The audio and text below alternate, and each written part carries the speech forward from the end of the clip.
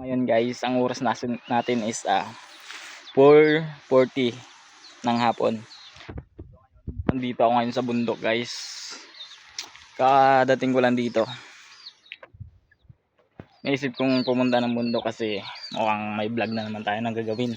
Na kahit na medyo inungoy-ungoy yung vlog natin ay pwede na yun. Malay mo baka balang araw di na tayo nakatira dito. Sa mansion na, 'di ba? Ganun lang. Haha. Ganda ng dito guys. Lalo pag walang mga damo-damo dito. Sobrang peaceful lang buhay mo dito guys. Putik na yan. Wala kang isipin problema dito. Isipin nyo lang. Yung mga pagkain mo dito. Kung saan ka kukuha. Pero kung hindi ka naman umakyat ng mga nyog, pwede na siguro yung buko, di ba? Okay, let's go. Mag-like ka na and mag-follow sa page ko. Thank you for watching.